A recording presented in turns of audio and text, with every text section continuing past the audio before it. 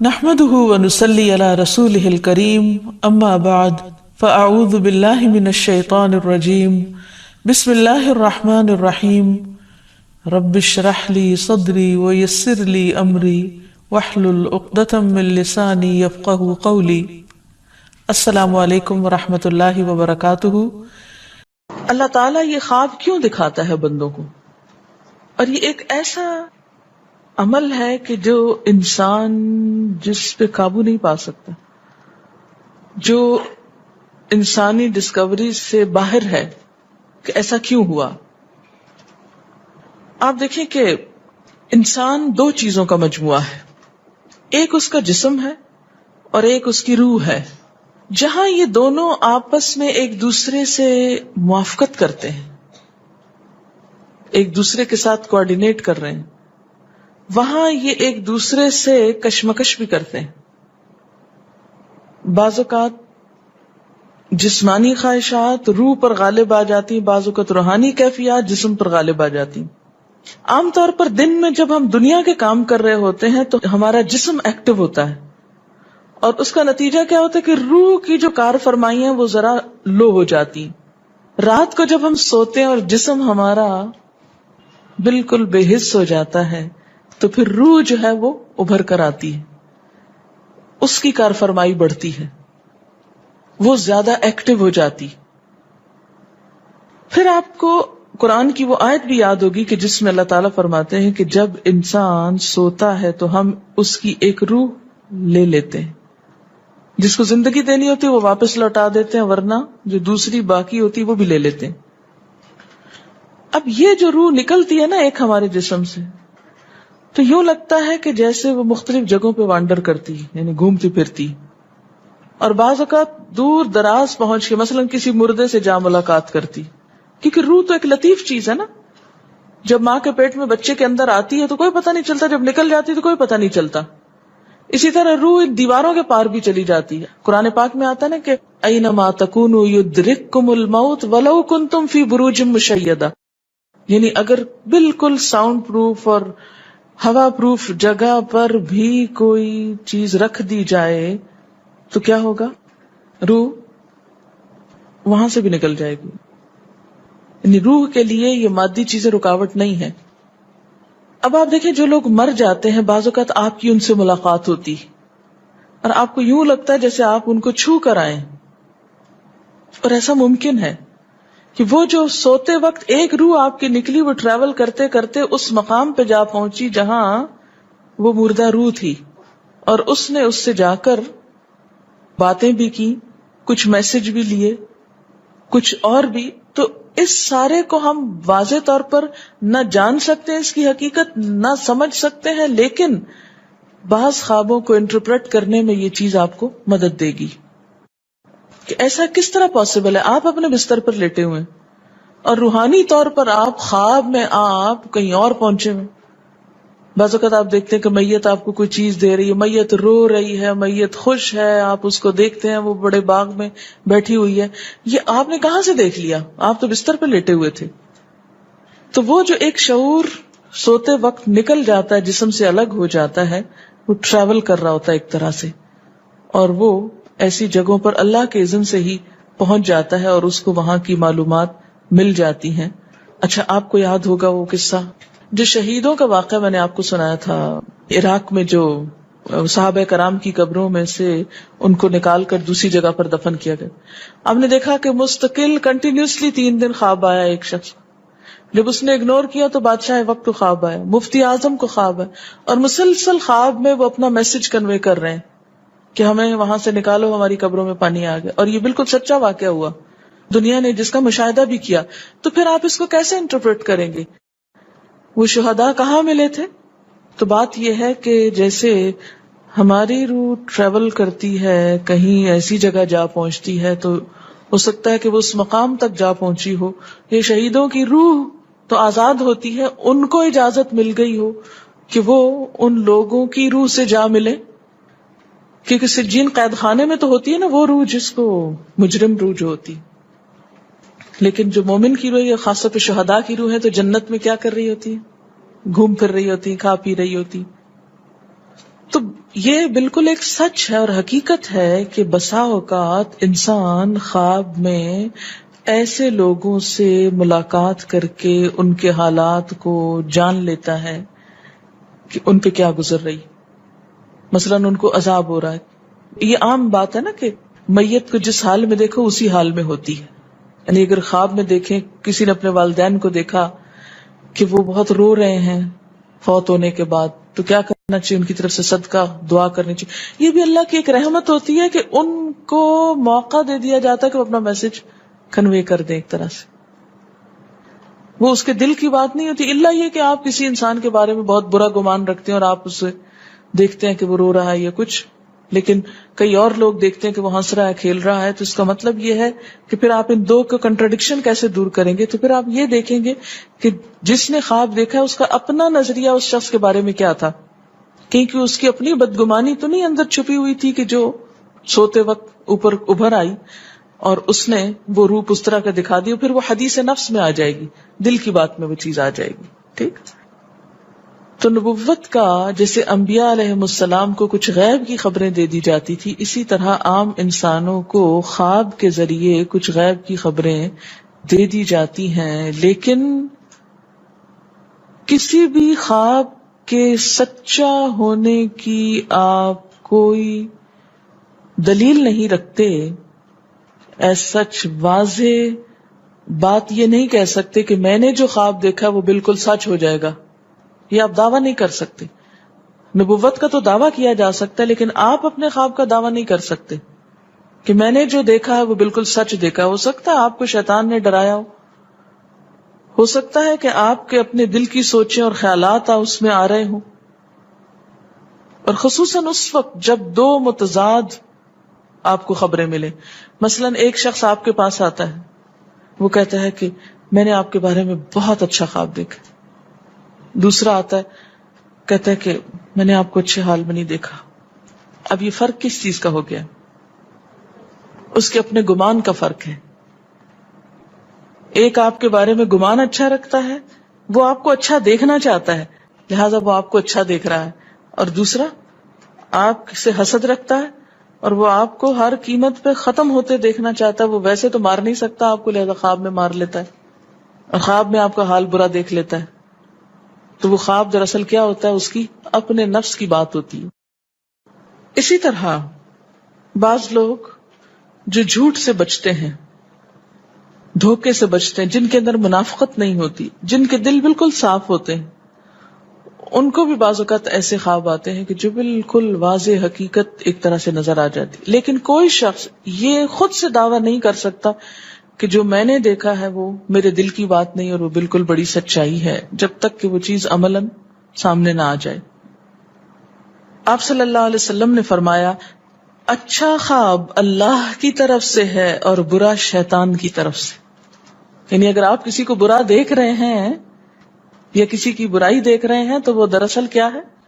شیطان ہے آپ کے اندر, جو آپ کو اس شخص کے خلاف یا کسی خاص واقعے کے خلاف بھڑکا رہا ہے, اور آپ اپنی تسلی کر لیتے ہیں خواب کے ذریعے.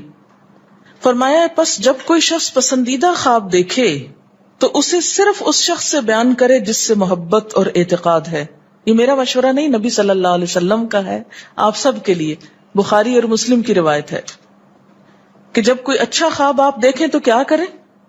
اس کو بتائیں جس سے آپ محبت رکھتے ہو, وہ آپ سے بھی رکھتا ہو اور جس پر آپ کا اعتماد ہو.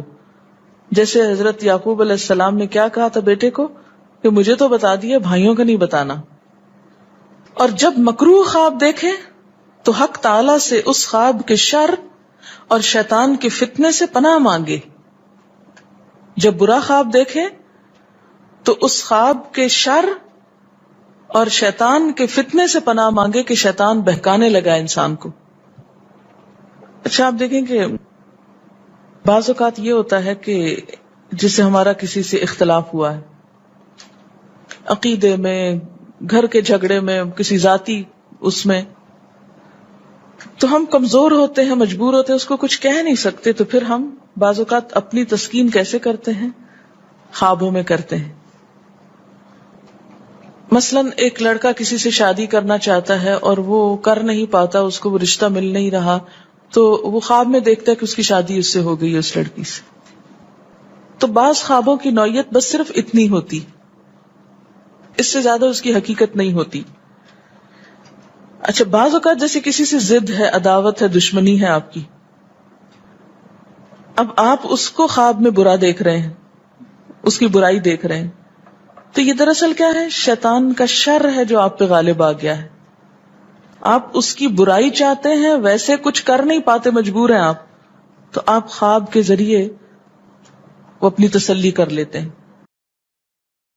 کیونکہ والدین وہ ہستی ہیں جن کے احسانات ہم پر سب سے زیادہ ہیں.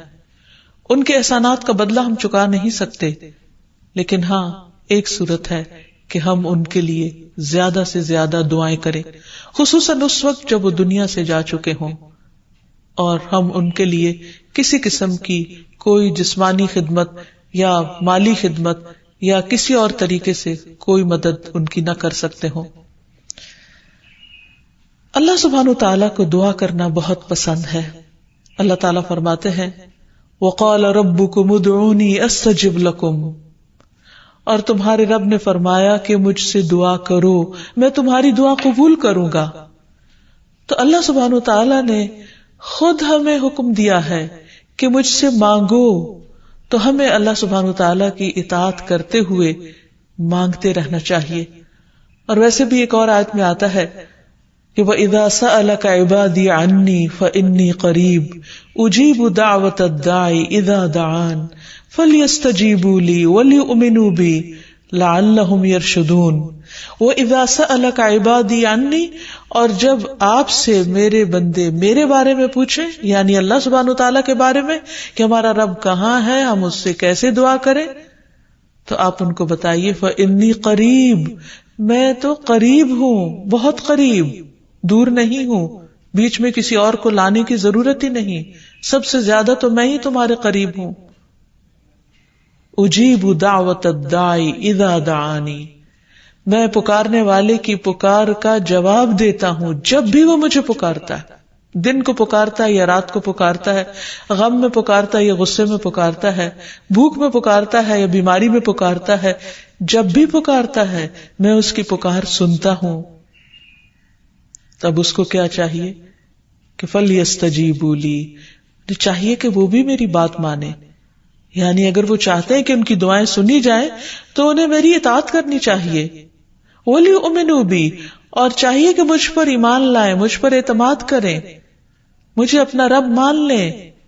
لَعَلَّهُمْ يَرْشُدُونَ، شاید کہ وہ سیدھی راہ پائیں، ان کو صحیح راستہ مل جائے. ہوتا یہ ہے کہ جب انسان کی زندگی میں کوئی مشکل آتی ہے تو اس کے پیچھے کوئی مقصد ہوتا ہے، کوئی حکمت ہوتی ہے. اللہ سبحانہ وتعالیٰ اپنے بندے کو اپنے اور قریب کرنا چاہتا ہے، اس لیے وہ اس کو کسی نہ کسی ایسے دکھ، تکلیف یا پریشانی میں مبتلا کر دیتا ہے تاکہ بندہ اپنے رب کی طرف رجوع کرے، اس مشکل پر صبر کر کے اجر پائے، اللہ تعالیٰ کی طرف رجوع کر کے اور زیادہ دعا مانگے، کیونکہ دعا عبادت ہے. الدعاء هو العبادہ، اللہ سبحانہ وتعالیٰ کے نزدیک نہایت پسندیدہ. اس لیے ہمیں کثرت سے پکارتے رہنا چاہیے، اور جب بھی ہم دعا مانگے تو اس سے پہلے اللہ تعالیٰ کی حمد و ثنا ضرور بیان کریں. ایک حدیث میں آتا ہے، عبداللہ بن مسعود رضی اللہ عنہ کہتے ہیں کہ میں نماز پڑھ رہا تھا اور نبی صلی اللہ علیہ وسلم، ابو بکر اور عمر ایک ساتھ تھے. جب میں بیٹھا تو اللہ تعالیٰ کی حمد و ثنا بیان کی، پھر نبی صلی اللہ علیہ وسلم پر درود بھیجا، پھر اپنے لیے دعا کی تو نبی صلی اللہ علیہ وسلم نے فرمایا مانگو عطا کیا جائے گا، مانگو عطا کیا جائے گا. تو اس سے پتہ یہ چلتا ہے کہ دعا سے پہلے اللہ تعالیٰ کی حمد و ثنا بیان کرنا ضروری ہے. اللہ تعالیٰ کی حمد و ثنا کے بے پناہ کلمات ہیں، لیکن آج ہم ان کلمات میں سے ایک کلمہ جو اللہ تعالیٰ کو بے حد محبوب ہے وہ آپ کو بتاتے ہیں، جو نماز کے آغاز میں بھی پڑھا جاتا ہے، اور نماز کے علاوہ بھی اگر اللہ تعالیٰ کی حمد و ثنا کرنا ہو تو اس دعا کو پڑھ سکتے ہیں. سبحانک اللہم و بحمدک و تبارک اسمک و تعالی جدک و لا الہ غیرک. اے اللہ تو پاک ہے اپنی تعریف کے ساتھ، تیرا نام بڑا ہی برکت والا ہے، تیری بزرگی بلند و برتر ہے، تیرے علاوہ کوئی بھی الہ نہیں ہے۔ تو بہرحال والدین کے لیے دعا کرنے سے پہلے اللہ سبحانہ وتعالی کی حمد و ثنا بیان کیجیے، پھر نبی صلی اللہ علیہ وسلم پر درود بھیجیے، اور پھر اپنے ماں باپ کے لیے دعائیں کیجیے، کیونکہ یہ اللہ تعالیٰ کا حکم بھی ہے، وَقُلْ رَبِّ ارْحَمْهُمَا كَمَا رَبَّيَانِي صَغِيرًا، اور آپ کہہ دیجئے اے میرے رب ان دونوں پر رحم کیجئے، یعنی والد پر بھی اور والدہ پر بھی، جیسے انہوں نے مجھے چھوٹا سا پالا تھا، بچپن میں پالا تھا، جب میں نہ خود کھا سکتا تھا نہ پی سکتا تھا اور نہ خود اپنے آپ کو صاف کر سکتا تھا، تو انہوں نے دن رات بغیر کسی وقفے کے میری خدمت کی۔ تو اے رب اب جب کہ وہ بڑے ہو گئے ہیں، وہ تیری رحمت کے محتاج ہیں، تو ان پر رحمت فرما اور ان کی مشکلات آسان فرما۔ پھر اسی طرح والدین اگر زندہ ہو تو بھی دعا کی جائے، اور اگر وہ فوت ہو جائے تو وہ اور بھی زیادہ دعاؤں کے مستحق ہو جاتے ہیں۔ جب برزخ میں والدین کا درجہ بڑھا دیا جاتا ہے، یعنی بلند کیا جاتا ہے، تو وہ پوچھتے ہیں کہ ہمیں درجے کی یہ بلندی کیوں کر حاصل ہوئی، تو انہیں بتایا جاتا ہے کہ یہ تمہاری اولاد کی دعا کی وجہ سے۔ ویسے بھی جب انسان فوت ہو جاتا ہے تو اس کے اپنے عمل کا سلسلہ ختم ہو جاتا ہے۔ 3 چیزیں مرنے کے بعد بھی فائدہ دیتی ہیں، جن میں سے ایک صدقہ جاریہ ہے، دوسرے ایسا علم جو انسان اپنے پیچھے چھوڑ جائے جس سے لوگ فائدہ اٹھائیں، اور تیسرے ولد صالح یدعو لہ، نیک اولاد جو اپنے والدین کے لیے دعائیں کرے، یعنی بیٹے کی دعا یا بچوں کی دعا اپنے والدین کے حق میں قبول ہوتی ہے، اس لیے خوب خوب دعائیں کرنی چاہیے۔ ہم دیکھتے ہیں کہ مختلف پیغمبر بھی اپنے رب سے اپنے والدین کے لیے دعائیں کرتے رہے ہیں، جن میں نوح علیہ السلام کی دعا ہے، وہ کہتے ہیں رب اغفر لی ولوالدی ولمن دخل بیتی مؤمنا وللمؤمنین والمؤمنات، اے میرے پروردگار مجھے بخش دے اور میرے والدین کو بخش دے، اور ہر اس شخص کو جو میرے گھر میں مومن کی حیثیت سے داخل ہوا ہو ان سب کو بھی بخش دے۔ اسی طرح ابراہیم علیہ السلام کی دعا ہے ربنا اغفر لی ولوالدی وللمؤمنین یوم یقوم الحساب، اے ہمارے پروردگار مجھے، میرے والدین اور تمام مومنوں کو اس دن معاف کر دینا جس دن حساب لیا جائے گا۔ پھر اسی طرح ہم دیکھتے ہیں کہ صحابہ کرام اپنے والدین کے لیے دعائیں کیا کرتے تھے، جن میں خاص طور پر حضرت ابو ہریرہ کا ذکر ملتا ہے کہ وہ ایمان لے آئے تھے لیکن ان کی والدہ مشرکہ تھی، اور وہ نبی صلی اللہ علیہ وسلم کے بارے میں ایسے کلمات کہہ دیتی جس سے ان کو بہت تکلیف ہوتی۔ تو ایک مرتبہ اسی طرح کے کچھ کلمات سن کر وہ روتے ہوئے نبی صلی اللہ علیہ وسلم کے پاس آئے، کہنے لگے کہ یا رسول اللہ صلی اللہ علیہ وسلم آپ میری والدہ کی ہدایت کی دعا کیجیے۔ بہرحال آپ صلی اللہ علیہ وسلم نے ہاتھ اٹھا دیے، ان کے لیے دعا کی، اور جب حضرت ابو ہریرہ واپس گھر پہنچے تو ان کی والدہ اسلام قبول کر چکی تھی۔ حقیقت یہ ہے کہ والدین کے لیے خود بھی دعا کرنی چاہیے اور دوسروں سے بھی دعا کی درخواست کرنی چاہیے۔ پھر اسی طرح ہم دیکھتے ہیں کہ ایک مرتبہ ابو ہریرہ جب اپنے وطن پہنچے تو بڑی اونچی آواز میں کہا اما جان السلام علیکی ورحمۃ اللہ وبرکاتہ۔ انہوں نے جواب دیا وعلیک السلام ورحمۃ اللہ وبرکاتہ۔ پھر ابو ہریرہ کہنے لگے اللہ تعالیٰ آپ پر رحم فرمائے جیسا کہ آپ نے بچپن میں میری پرورش فرمائی۔ ان کی والدہ نے جواب دیا اے میرے بیٹے تمہیں بھی اللہ تعالیٰ بہترین جزا دے اور تم سے راضی ہو جیسا کہ تم نے میرے ساتھ بڑھاپے میں نیک سلوک کیا۔ حقیقت یہ ہے کہ ہم پر انسانوں میں سے سب سے بڑا احسان ہمارے والدین کا ہے۔ اللہ سبحانہ وتعالیٰ نے اپنے حق کے بعد سب سے بڑا حق ہمیں والدین ہی کا بتایا ہے۔ اللہ تعالیٰ نے بنی اسرائیل سے پکا عہد لیا تھا۔ قرآن مجید میں آتا ہے وَإِذْ أَخَذْنَا مِيثَاقَ بَنِي إِسْرَائِيلَ لَا تَعْبُدُونَ إِلَّا اللَّهَ وَبِالْوَالِدَيْنِ إِحْسَانًا، اور وہ وقت یاد کرو جب ہم نے بنی اسرائیل سے یہ پختہ عہد لیا کہ تم لوگ اللہ کے سوا کسی کی عبادت نہ کرو گے اور والدین کے ساتھ احسان کرو گے۔ تو حقیقت یہ ہے کہ والدین کے ساتھ احسان کرنا اس لیے ضروری ہے کہ ہم ان کا حق ادا نہیں کر سکتے جتنی وہ محبت کے ساتھ ہمیں پالتے ہیں۔ بچے والدین کی خدمت عزت کرتے بھی ہیں تو بعض اوقات مشکل میں پڑ کر بد دلی کے ساتھ، اس محبت کے ساتھ نہیں جو والدین کی محبت اپنی اولاد کے لیے ہوتی ہے، اور وہ ہر کام خوشی خوشی کرتے ہیں. والدین اپنے بچوں کے بڑا ہونے کی دعائیں مانگتے ہیں، لیکن جب والدین بوڑھے ہو جاتے ہیں تو بچے ان کے خیر و عافیت کے ساتھ دنیا سے رخصت ہونے کی دعائیں مانگتے ہیں. اور پھر والدین میں سے بھی خاص طور پر ماں کا حق ادا کرنا اور بھی زیادہ ضروری ہے، کیونکہ باپ کے مقابلے میں بچے کی پیدائش، تعلیم اور تربیت میں ماں کا حصہ اور ہاتھ زیادہ ہوتا ہے، وہ تکلیفیں بھی زیادہ اٹھاتی ہے.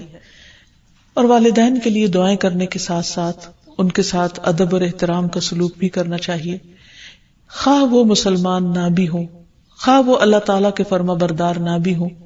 اس سلسلے میں ہم دیکھتے ہیں کہ حضرت اسما کی والدہ ان کے پاس آئیں، جو کہ ابھی اسلام قبول نہیں کی تھی، تو وہ نبی صلی اللہ علیہ وسلم کی خدمت میں حاضر ہوئی اور پوچھا کہ میری والدہ میرے پاس آئی ہیں اور بہت رغبت کے ساتھ مجھ سے ملنا چاہتی ہیں، تو کیا میں ان سے مل سکتی ہوں، ان کی مدد کر سکتی ہوں؟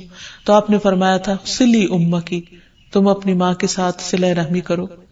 اس بارے میں اللہ سبحانہ وتعالیٰ قرآن مجید میں بھی حکم دیتے ہیں کہ اگر وَإِن جَاهَدَاكَ عَلَىٰ أَن تُشْرِكَ بِي مَا لَيْسَ لَكَ بِهِ عِلْمٌ فَلَا تُطِعْهُمَا وَصَاحِبْهُمَا فِي الدُّنْيَا مَعْرُوفًا، کہ اگر وہ تجھ پر دباؤ ڈالیں کہ تو میرے ساتھ کسی ایسی چیز کو شریک بنائے جس کا تجھے کچھ علم نہیں، تو تم ان کا کہنا نہ ماننا، البتہ دنیاوی معاملات میں ان کے ساتھ بھلا سلوک کرنا، ان کے ساتھ بھلائی کے ساتھ رفاقت کرنا، یعنی عمدہ طریقے سے، اچھے طریقے سے زندگی بسر کرنا. پھر اسی طرح خاص طور پر والدین کے ساتھ نرم سلوک کرنے کا حکم دیا گیا، کیونکہ والدین جو عمر میں بڑے ہوتے چلے جاتے ہیں یا جس طرح ان کی قربانیاں زیادہ ہوتی ہیں تو وہ اپنی اولاد سے زیادہ ایکسپیکٹ بھی کرتے ہیں، تو انہیں بچوں کی طرف سے ملنے والی چھوٹی سی تکلیف بھی بہت ناگوار ہوتی ہے. تو اس لیے خاص طور پر ایکسٹرا کیئر کی ضرورت ہے والدین کے ساتھ معاملہ کرتے وقت، یعنی گفتگو میں بھی، پوسچر میں، رویے میں، معاملے میں، ہر چیز میں نرمی برتنے کی ضرورت ہے. اس سلسلے میں اللہ تعالیٰ فرماتے ہیں وَاخْفِضْ لَهُمَا جَنَاحَ الذُّلِّ مِنَ الرَّحْمَةِ وَقُلْ رَبِّ ارْحَمْهُمَا كَمَا رَبَّيَانِي صَغِيرًا، اور ان پر رحم کرتے ہوئے انکساری کے ساتھ ان کے آگے جھکے رہو اور ان کے حق میں دعا کرو کہ اے میرے رب ان پر رحم فرما جیسا کہ انہوں نے بچپن میں مجھے محبت اور شفقت کے ساتھ پالا تھا. اس سلسلے میں ہمیں ایک روایت میں یہ بھی ملتا ہے، عبداللہ بن مسعود کہتے ہیں کہ ایک شخص نے نبی صلی اللہ علیہ وسلم سے پوچھا کہ کون سا عمل سب سے افضل ہے؟ آپ نے فرمایا وقت پر نماز پڑھنا اور والدین کے ساتھ نیکی کرنا، پھر اللہ کے راستے میں جہاد کرنا. یعنی سب سے پہلا کام نماز، اور پھر انسانوں میں سے والدین کے ساتھ حسن سلوک. لیکن عام طور پر والدین کو اولاد کے ساتھ شکایت ہی رہتی ہے، کیونکہ بعض اوقات لوگ نماز بھی پڑھ لیتے ہیں، صدقہ خیرات بھی کر لیتے ہیں، لوگوں کے ساتھ اچھی طرح بھی معاملہ کر لیتے ہیں، لیکن والدین کے ساتھ ان کا وہ شفقت اور محبت کا معاملہ نہیں ہوتا جس کو وہ ڈیزرو کرتے ہیں. آپ دیکھیں کہ آیت میں کتنی تاکید کے ساتھ کہا جا رہا ہے کہ وَاخْفِضْ لَهُمَا جَنَاحَ الذُّلِّ، کہ تم اپنے پر یعنی اپنے کندھے ان کے سامنے عاجزی اور انکساری کے ساتھ جھکا کے رکھو. یعنی جب ان کے سامنے بیٹھو یا کھڑے ہو یا بات کرو تو اس وقت بھی تمہارے اندر ایک خاص قسم کا جھکاؤ ہونا چاہیے. پھر اسی طرح یہ ہے کہ والدین کو اف تک کہنے کی اجازت نہیں. بعض اوقات انسان کا اپنے والدین کے ساتھ ڈس ایگریمنٹ ہو جاتا ہے، کسی بات پر اختلاف ہو سکتا ہے، وہ دین کا معاملہ ہو سکتا ہے، وہ دنیا کا معاملہ ہو سکتا ہے، وہ سوچ کا فرق ہو سکتا ہے، وہ جنریشن گیپ ہو سکتا ہے، وہ کوئی بھی چیز ہو سکتی، لیکن اس میں اولاد کو یہ حق نہیں دیا گیا کہ وہ والدین کے ساتھ بدتمیزی کرے. ہمارے دین نے ہمیں یہ سکھایا ہے کہ وَلَا تَقُلْ لَهُمَا اُفٍّ وَلَا تَنْهَرْهُمَا، کہ تم ان کو اف تک نہ کہو اور ان سے ڈانٹ کر بات نہ کرو. وَقُلْ لَهُمَا قَوْلًا كَرِيمًا، اور ان کے ساتھ جب بات کرو تو بہت عزت کے ساتھ کرو، احترام کے ساتھ کرو. پھر اسی طرح ان کے ساتھ سختی سے بات نہ کی جائے، ان کا نافرمان نہ بنا جائے، جیسے اللہ سبحانہ وتعالیٰ نے یحییٰ علیہ السلام کو یہ حکم دیا تھا، یا یحییٰ خذ الکتاب بقوہ وآتیناہ الحکم صبیا وحنانا من لدنا وزکاة وکان تقیا وبرا بوالدیہ ولم یکن جبارا عصیا. اللہ تعالیٰ نے یحییٰ علیہ السلام کو بچپن میں ہی حکم دیا کہ اے یحییٰ کتاب کو یعنی تورات کو مضبوطی سے پکڑ لو، اس پر مضبوطی سے عمل پیرا ہو جاؤ. اور ہم نے اسے بچپن میں ہی قوت فیصلہ عطا کی، اور ہم نے اسے اپنی مہربانی سے نرم دل اور پاک سیرت بنایا، اور وہ فی الواقع پرہیزگار تھے اور اپنے والدین سے ہمیشہ اچھا سلوک کرتے تھے. یہ قرآن مجید کی گواہی. اور کسی وقت بھی جابر اور نافرمان نہ ہوئے، یعنی انہوں نے کبھی بھی اپنے والدین کے ساتھ بدتمیزی نہیں کی، سختی نہیں کی، بد اخلاقی نہیں کی. پھر اسی طرح والدین کی نافرمانی کو حرام بھی قرار دیا گیا. حدیث میں آتا ہے کہ ان اللہ حرم علیکم حقوق الامہات، اللہ نے تم پر ماؤں کی نافرمانی کو حرام قرار دیا ہے. پھر اسی طرح ایک اور حدیث میں آتا ہے کہ اللہ تعالیٰ کی رضامندی باپ کی رضامندی میں ہے، اور اللہ کی ناراضگی باپ کی ناراضگی میں ہے. اس لیے والد کا حق ادا کرنا بھی ماں کے ساتھ ساتھ بہت ضروری ہے، اور والدین کا حق ادا نہ کرنا کبیرہ گناہوں میں شمار ہوتا ہے. اور کبیرہ گناہ وہ ہیں کہ جن پر اگر انسان توبہ کیے بغیر مر گیا تو قیامت کے دن سخت پکڑ ہوگی. اور اسی طرح والدین کو رلانا بھی کبیرہ گناہ ہے، ان کو گالی دینا کبیرہ گناہ ہے. پھر اسی طرح والدین تو وہ ہستی ہیں کہ جن کے لیے دعاؤں کے ساتھ ساتھ ان کی طرف سے صدقہ خیرات کرنا بھی خصوصاً ان کے زندگی کے بعد بہت فائدہ مند ہے. انسان کو اگر زندگی میں کچھ مشکل پیش آئے، اپنے بچوں کی طرف سے کوئی پریشانی ہو، یا اپنی صحت کی طرف سے، یا کاروبار اور روزگار میں اگر کوئی پریشانی ہو، تو اس وقت انسان کو اپنے والدین کے ساتھ حسن سلوک کرنا چاہیے. یہ ان نیکیوں میں سے ہے جس کی وجہ سے انسان کی مشکل بہت جلد حل ہو جاتی ہے. اور خصوصاً صدقہ دیتے وقت والدین کی طرف سے یعنی ان کو ثواب پہنچانے کی نیت سے صدقہ کیا جائے. اس سلسلے میں ہم دیکھتے ہیں ایک آدمی نے نبی صلی اللہ علیہ وسلم سے عرض کیا، میرے والد فوت ہو گئے ہیں اور انہوں نے مال چھوڑا ہے لیکن وصیت نہیں کی، تو کیا میں ان کی طرف سے صدقہ کروں تو ان کے گناہ معاف کر دیے جائیں گے؟ آپ نے فرمایا ہاں. اسی طرح حضرت عائشہ سے روایت ہے کہ ایک آدمی نبی صلی اللہ علیہ وسلم کے پاس آیا اور عرض کی کہ یا رسول اللہ، میری والدہ بغیر وصیت کے فوت ہو گئی ہیں، اور میرا گمان ہے کہ اگر وہ بات کرتی تو صدقہ کرتی، اگر میں ان کی طرف سے صدقہ کروں تو کیا ان کو اجر ملے گا؟ آپ نے فرمایا کہ ہاں. پھر اسی طرح والدین کے اگر روزے رہتے ہوں تو ان کے قضا روزے ادا کیے جا سکتے ہیں. اگر وہ حج نہ کر پائے ہوں تو ان کی طرف سے حج بدل کیا جا سکتا ہے، یہ ان کے لیے ایک بہت بڑا احسان ہوگا. پھر اسی طرح ان کی نظر پوری کی جا سکتی ہے کہ اگر انہوں نے زندگی میں کسی سے کوئی وعدہ کیا ہو اور وہ اسے پورا نہ کر سکے ہوں، اللہ تعالیٰ کے لیے کوئی نظر مانی ہو اور اسے پورا نہ کر سکے ہوں، تو اس کو ادا کر دیا جائے. تو خلاصہ یہ ہے کہ انسان اپنے والدین کے ساتھ جو احسان کر سکتا ہے اس میں جب وہ زندہ ہوں تو ان کا دل خوش کرے، ان کی خدمت کرے، ان پر اپنا مال خرچ کرے، ان کی اطاعت اور فرما برداری کرے، خواہ وہ اللہ کے فرما بردار ہوں یا نہ ہوں، ان کے ساتھ حسن سلوک کرتا رہے. جب وہ فوت ہو جائے تو ان کی طرف سے صدقہ خیرات کرے، والدین کے دوستوں کے ساتھ حسن سلوک کرے، اور اس کے ساتھ ساتھ ان کے لیے خوب خوب دعائیں کرے. اور خصوصاً یہ مختصر سی دعا جو اللہ سبحانہ وتعالیٰ نے خود حکم دیا ہے کرنے کو، رب ارحمہما کما ربیانی صغیرا، اس دعا کی خوب خوب تکرار کرے اور ان کی بخشش کی بھی دعا کرے. دعائیں کریں، دن رات دعائیں کریں، لیکن آپ صورت نہیں دے سکتے ان کو. بالکل یہ میں آج قرآن پڑھا تو آج کا فلاں کے لیے، آج کا فلاں کے، یہ نہیں ہو سکتا. یہ آپ ہی کے لیے. نماز بھی نہیں کر سکتے کہ یہ میرے 2 نفل فلاں کے لیے. کوئی دلیل نہیں ہے اس کی سنت میں. مالی عبادات جو ہیں اور ٹو سم ایکسٹینٹ جسمانی جیسے روزہ وغیرہ حج ہے وہ تو ہیں، لیکن پیورلی جو جسمانی ہے جیسے نماز ہے یا قرآن پڑھنا ہے وہ نہیں. اس سے قیاس کیا جاتا ہے کہ حج کر سکتے تو عمرہ بدل بھی ہوتا ہے تو طواف بھی اس سینس میں ہو جاتا ہے. صدقہ جاری اس لیے ہوگا کہ انہوں نے آپ کو پڑھایا لکھایا تو وہ صدقہ جاری ان کے لیے بن جائے گا. اولاد جو کام نیک کرتی ہے وہ ماں باپ کو ملتے ہیں، لیکن آپ یہ نہیں کر سکتے جو بھی پڑھیں گے، آپ یہ نہیں کر سکتے کل واللہ ان کے لیے اور کل اعوذ برب الفلق میرے لیے. یہ نہیں، وہ بھی ان کے لیے اور دوسری بھی ان کے لیے، سب ملے گا ان کو کیونکہ آپ پڑھ رہی ہیں. یعنی آپ یہ نہیں کہہ سکتے کہ یہ سورت کے اتنے حرف کی جو اتنے ہزار نیکیاں بنتی ہیں وہ نیکیاں میرے بجائے فلاں کو مل جائیں. یہ کر سکتے کہ سورت پڑھنے کے بعد جو دعا کی قبولیت کا وقت ہے آپ اس میں ان کے لیے دعا کریں. جی کسی کی نماز نہیں پڑھی جا سکتی. جی کیونکہ کہیں کوئی حدیث ایسی نہیں ہے کہ جب کوئی فوت ہو جائے تو تم اس کی نماز پڑھ دو. روزے کا ملتا ہے ہمیں, ہم رکھ سکتے ہیں, نماز کا نہیں.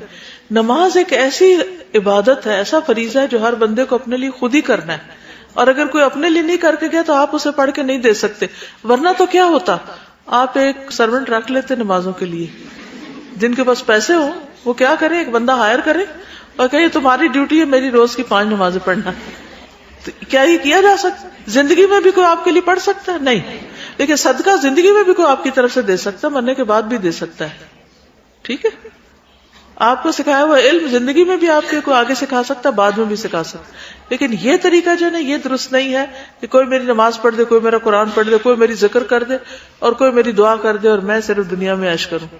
یہ نہیں, کیونکہ عبادت کے لیے آپ پیدا کیے گئے اور آپ نے خود نہیں کی اور اوروں سے کراتے رہے. بخشش کے لیے لوگوں کو سپارے بانٹ کے ان سے قرآن ختم کروانا, اس کی کوئی دلیل نہیں. قرآن جو ہے وہ ہدایت کی کتاب ہے, ٹھیک ہے, اس کو پڑھنے سے ثواب ملتا ہے, لیکن اسی کو ملے گا جو پڑھے گا. اور پھر یہ کہ قرآن کہتا ہے کہ فقرؤ ما تیسر منہ, جو آسانی سے پڑھ سکو اتنا پڑھو. اور جب ہم کسی کو کہتے ہیں 10 سپارے تم پڑھ دو, 5 تم پڑھ دو, ایون ایک بھی, اور اس بیچارے کو پڑھنا نہیں آتا تو پھر وہ کیا پڑھے گا؟ اور اس میں کیا کیا خرابیاں ہوتی ہیں جب قرآن خوانی کی جا رہی ہوتی ہے. یعنی کہ کوئی ادھر سے پڑھ رہا ہے صفحہ کو ادھر سے, مجبوری کے مارے ختم کی فکر, ساری توجہ اس پر تھی کہ ختم کر کے نمبر بتا دے کہ اتنے ہو گئے, اس کا بھی دکھاوا. نبی صلی اللہ علیہ وسلم نے فرمایا قرآن مجید اس وقت تک پڑھو جب تک اس میں دل لگے, جب دل اچاٹ ہونے لگے تو پڑھنا بند کر دو. یعنی کہ کوئی دل ہی نہ لگے کسی وقت آپ کا. مطلب یہ کہ ایک پوری منزل آپ نے پڑھ لی, 10 سپارے پڑھ لیے, آپ تھک گئے تو بس اب بس کر دو. دین بالکل واضح ہے, سفید روشن دن کی طرح. جو کرنا چاہیے تھا وہ نبی صلی اللہ علیہ وسلم بھولے نہیں, سب کچھ بتا کے گئے ہیں. ہمارا کام ہے اس کو زندہ کریں, اس پر عمل کریں, نہ کہ جو انہوں نے نہیں کیا وہ اپنے سے شروع کر کے مجرم بنے. تو ان چیزوں سے بچنے کی ضرورت. اور آخر میں ہم سب دعا کرتے ہیں اپنے والدین کے لیے کہ اللہ تعالیٰ ان پر اپنی رحمتیں فرمائے اور ان کو اپنا پسندیدہ بنا لے, اور اگر وہ دنیا سے جا چکے ہیں تو انہیں جنت میں اعلیٰ مقامات عطا فرمائے.